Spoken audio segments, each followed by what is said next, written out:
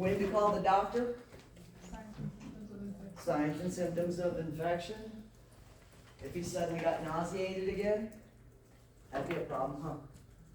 When we are assessing an incision, one of the things you need to learn is the word or words, well approximated. That's the 10-cent word that means the pieces were brought back together and they're sewn together correctly. Well approximated. There's no gaps. All right, it could be stitches, it could be staples. If it's a small enough one, hell, it could be steri strips. Well approximated. Because if all of a sudden he's doing this, that's bad, huh? It means he's popped a few stitches. So you want it well approximated. That's some of the verbiage you might hear. The incision is well approximated. The dressing is clean, dry, and intact. Yes? Is that like, so when it comes apart, that's decent? Mm-hmm. Yeah. Very good. You're right on the money. All right. What? When it comes apart, is that? Dehiscence. Like if I had a belly surgery and I goofed up and decided to pick something up that was too heavy and it went, right? Do they have to reclose you at that point? If you come in and- You go right back to surgery. IBS. You guys ready for a break? All right, let's come back at 9:30. We're gonna hit IBS. Yes. Lots of people used to say IBS is not a thing. Oh yeah, it is. It is, and it's usually decided on by the symptoms. Most of the time, the symptoms vary, obviously from person to person, but they also what's called wax and wane, which means sometimes the symptoms go away or they get worse, and then they go away, and then they get worse. A lot of times it's just abdominal pain, bloating, gas, and alternating constipation and diarrhea. This one can also put mucus in your stools. What did you call that when you said that? Waxing and waning. Waxing and waning. Think about how the moon changes. A waxing moon or a waning moon. Guess we learned all kinds of words from me. Huh? That's cool, cause like, the toothache does that sometimes, like a toothache or waxing, it's like. Other things we have to worry about are ulcerative colitis and Crohn's disease. The thing about this is this one has a whole lot of symptoms. This one has a whole lot of symptoms, but you see the middle ground? It shares symptoms between the two. Okay? Ulcerative colitis, diarrhea, blood, rectal pain, rectal bleeding, urgency to defecate, and sometimes the inability to defecate no matter what the urgency is. They feel like they gotta go, but they can't. Weight loss and fatigue. This is ulcerative colitis, causes long-lasting inflammation and sores, meaning ulcers, in the colon, the large intestine, and oftentimes even the rectum.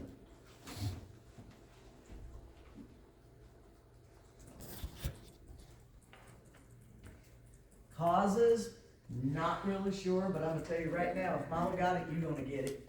It loves women. All right? It can be aggravated, unfortunately, by stress and diet changes. You suddenly radically change your diet, your gut can freak out. You guys ever heard the phrase, trust your gut? Do you know what that means? So it's a lot. Your instinct? What else? Trust your gut. Your gut can recognize changes in your emotional and mental stability and will respond to it. No, you're right. Like, So if you suddenly get stressed out, all right, blessings. It's either run to the toilet because I got diarrhea, or run to the bathroom because I feel like I'm gonna puke. When we're too stressed, yes. Or you develop ulcers. Or we get ulcers because we're all stressed out. However, if you meet some creepy person, and then all of a sudden you get that weird queasy feeling, it's because your heart and your mind are telling your gut, this ain't right. I wish I would throw up every time. I'm glad you don't. Oh, come here. Disease is a form of irritable bowel disease that is inflammation, all right, that will spread deeper. Crohn's disease will spread deeper. And it can go after the large intestine, the small intestine, or both. And then there's bowel obstruction. We already talked about him, right? I had a patient one time had a small bowel obstruction. We thinking they were working on a small bowel obstruction. I looked at the resident and I said, here's Mama Jane's recipe. And I'm not going to test you on it. It's 2 mag citrate over ice. You top it off with 7-Up. Drink this. Man, they will poop for days. I can guarantee it. They will poop. How long should I listen to somebody's gut for bowel sounds? 5 minutes.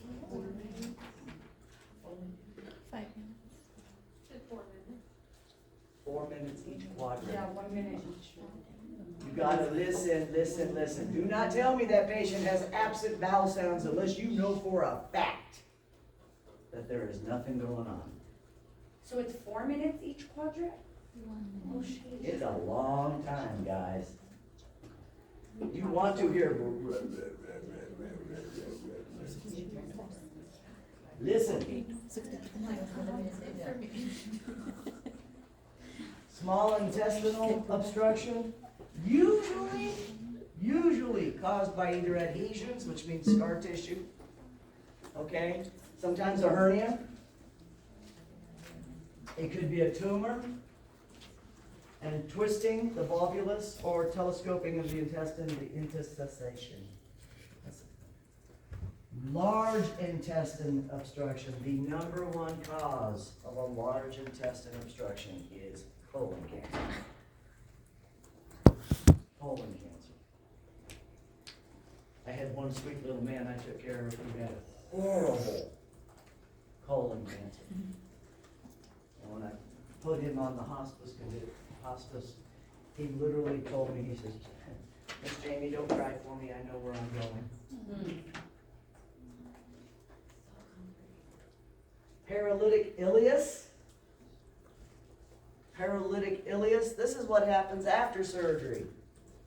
Part of your gut doesn't decides, hey, I don't think I want to wake up. Okay, it's literally caused by either medications or an abdominal surgery. It doesn't want to work. It is a nerve and muscle conduction problem. And what's really creepy is Parkinson's can cause this.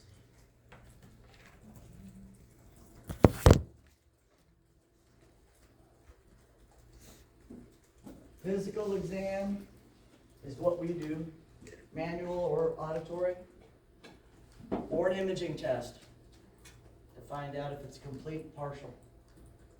Okay? Y'all know what a commode code is? Have I taught you that? A commode code? It's what killed Elvis. He did die on the toilet. Why did he die on the toilet? It's the pressure of like trying to pass a bowel movement.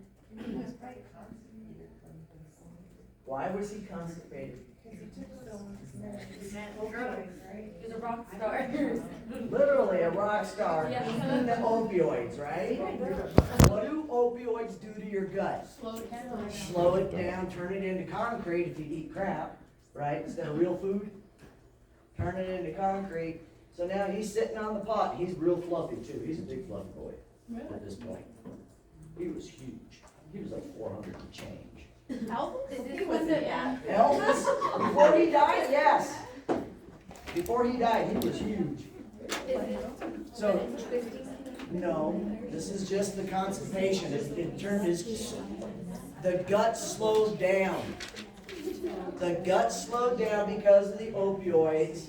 So now he's severely constipated. He's overweight. He's sitting on the pot. What's he trying to do? Who? So what's he doing?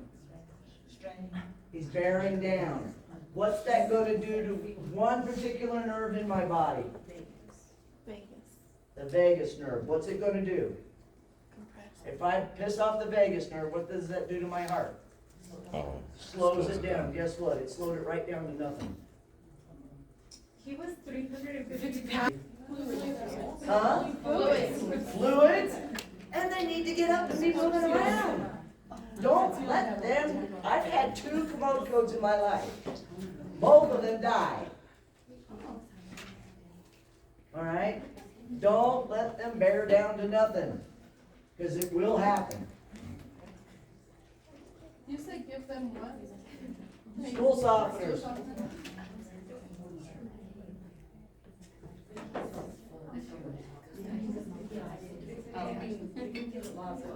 All right. Cholecystitis. What's my chole? Gallbladder. Guess what? Your gallbladder is about the size of your thumb. It's this little bitty jobber. He lives right next to your liver. And what's his job? Digestive juices that go back into my gut, that mix around with all that digestible food so my intestines can absorb it. Sometimes we end up with little stones.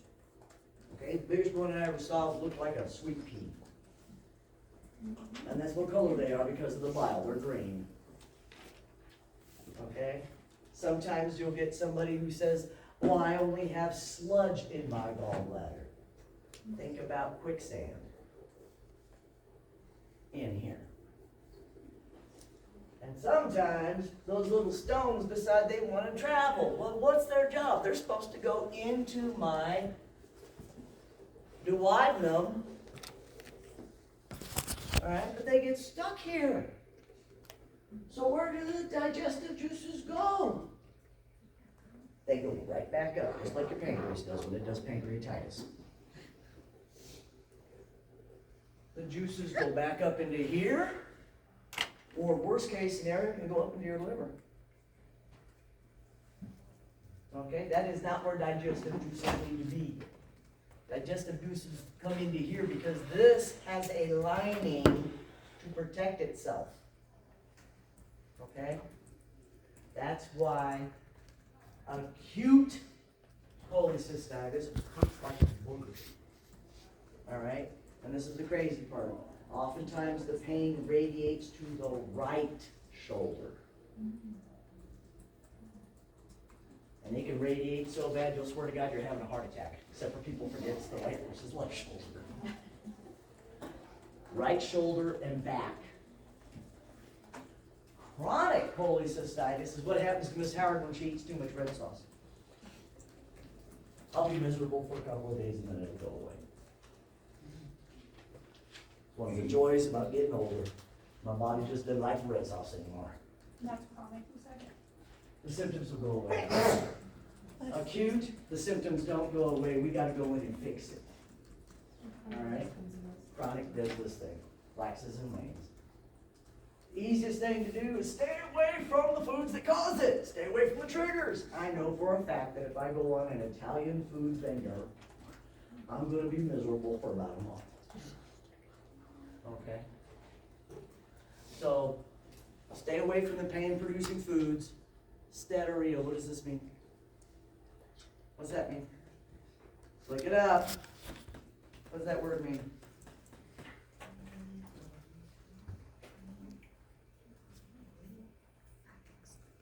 Increase in fat secretions in the stool. Yeah, fatty stools. Fatty stools.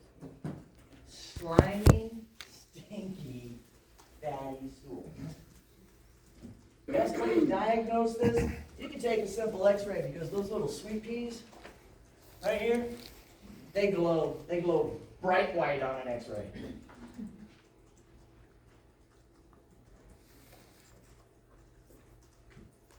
How do we take care of them? Well, number one, you better keep them NPO, because anything that goes in, they're not gonna like. They're gonna have more pain. We give them pain meds, and we can do something called extra corporeal shockwave lithotripsy.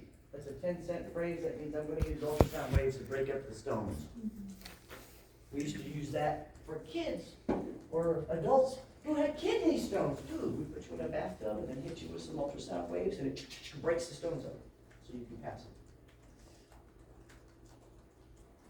Another way to take care of it is a percutaneous, which means through the skin, outside in, percutaneous, transhepatic, means past the liver, biliary catheter.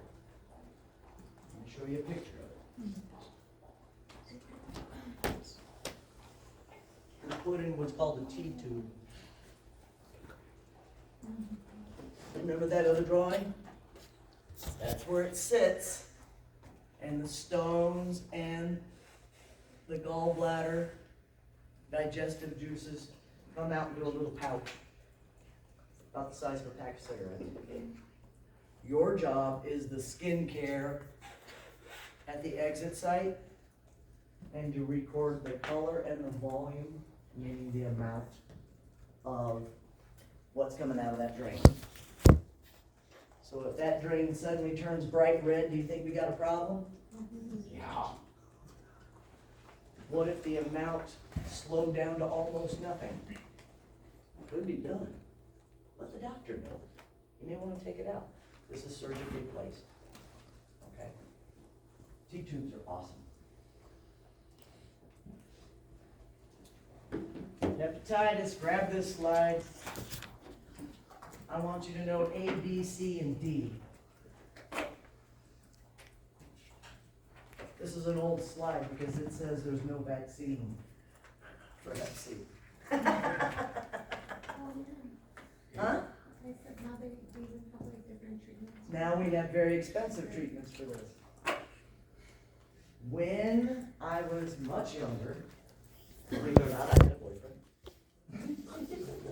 He was a good-looking kid too. His name was Richard. Tall, good-looking guy.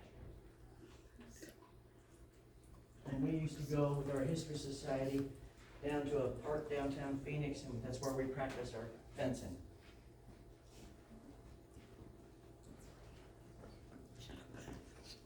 And one afternoon, we're out at the park. He comes up to give me a hug. And he, like I said, he was tall. And I looked at the underside of his throat. And I literally pushed him away from me. Mono. Huh? Mono? No. He was yellow. All through here. And I said, Richard, drop to your knees, because you're too damn tall for me. And he, yes, ma'am. And I looked at the bottom of his eyes. It wasn't the normal sclera, it was just the underside. And it was right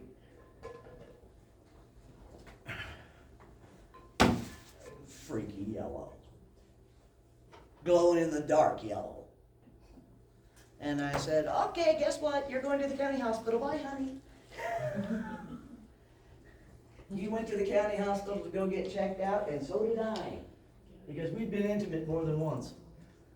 And I'm thinking, you son of a bitch, if you gave me hep, I'm going to kill you.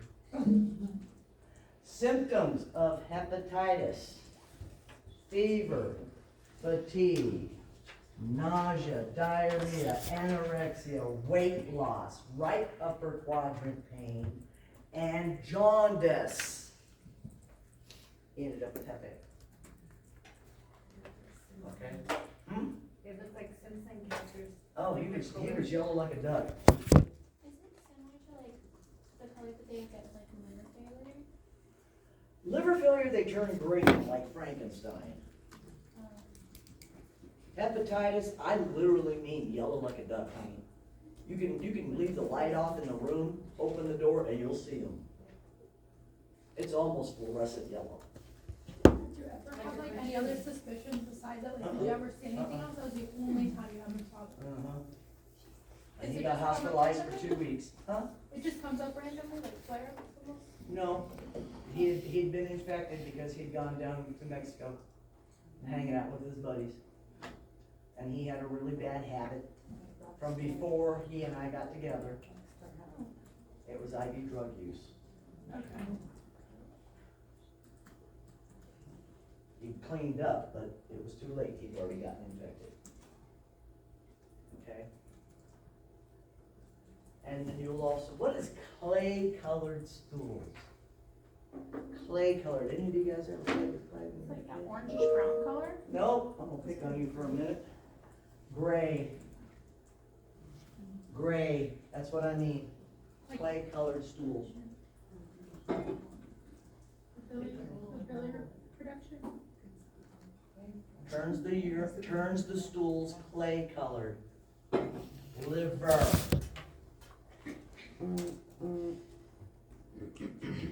Here's that telescoping in volvulus I was talking about. See how it folded into itself? That's what I was talking about. These are the two mechanical obstructions. Volvulus, okay? Oh no, volvulus is this is intussusception, when it folds into itself. And this twist right here, this is what kills horses.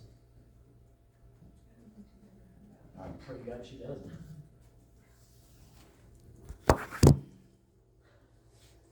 We already talked on that. All right. What statement by a patient would lead you to do a focused GI assessment?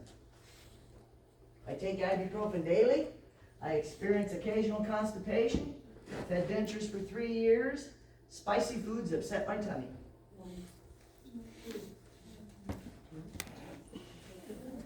I got all different answers. I think that's one. Yeah. Which one's worse? One. Inflammation incidents that you shouldn't take it all the time. Spicy foods upset my stomach. Is that going to kill my patient? No. I have dentures for 3 years. That's the, what kind of answer is that? That's the distractor. You throw him out. He's just there to mess with you. Okay? I experience occasional constipation. Okay, that's nice. Maybe you have IBS. I take ibuprofen daily. Yes. Why? Because you're not supposed to take NSAIDs all the time. Yes, you take NSAIDs all the time, and it's going to trash your liver and your gut. All right? It's going to trash your gut. It's going to cause a GI bleed. If you take ibuprofen all the time, it's going to beat up your liver. You know anybody who's eating ibuprofen like it's candy? Make sure they're not drinking. Okay? Because alcohol and ibuprofen are going to trash that liver.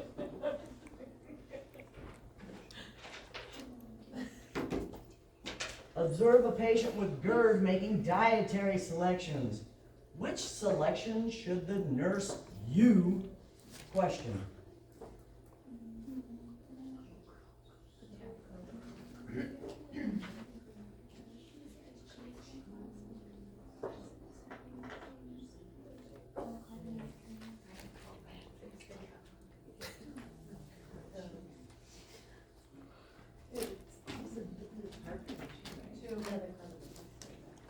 How many say number 1? Grilled cheese. Why? I don't know, I'm thinking because cheese is greasy and has like a lot of fats in it. And the 3 or 4, it says low fat dressing, skim milk. So that's why I put cheese. How many say Diet Coke? Why? Acid. You think the acid's going to cause a problem? Yeah. It's going to increase the stomach acid? Yeah. Okay. How many say salad with low-fat salad dressing? Thank God. How many say skim milk? Thank God. The answer is Diet Coke. You, And you're exactly right, it's because of the carbonation. Caring for a client who has Crohn's disease. Which of the following interventions can you, the nurse, delegate to an unlicensed personnel? What can you delegate? number 3. Number 3? That's confusing.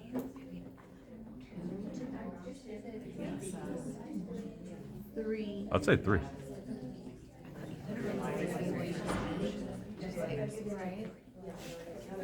Assess teachers, the other one. Everything that you can evaluate. Monitor and evaluate at the same. Yeah, that's true.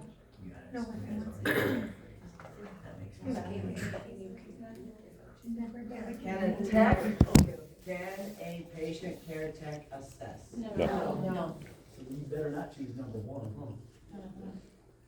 Can they assist the patient with proper diet selection? Maybe, Can they record the eyes and nose? Yes. Can they monitor the patient's tolerance for No. prescribed diet?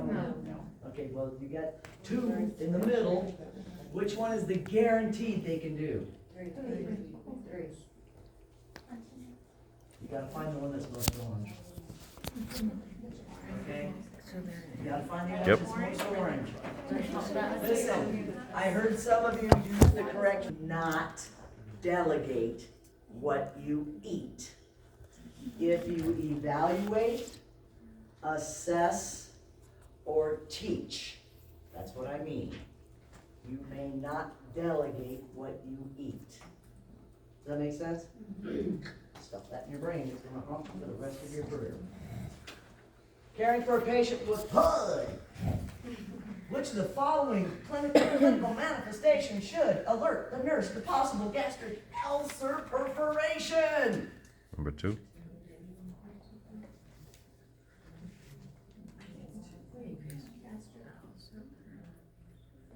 Gastric is Stomach. Ulcer perforation means what? A hole. Hole. Something's going in where it should not be. Yeah, I'll go with 2. Am I worried about a temp of 99? Am I worried about a rigid board-like abdomen? Yes. Am I worried about increased bowel sounds? Am I worried about abdominal pain of a 2 out of 10? Hell, I wish I was 2 out of 10 right now. So which one is it? 2. You're looking for free air. Out of curiosity, is there any time where like increased bowel sounds or like hyperactivity, there would be a concern, or is that just like? There it is.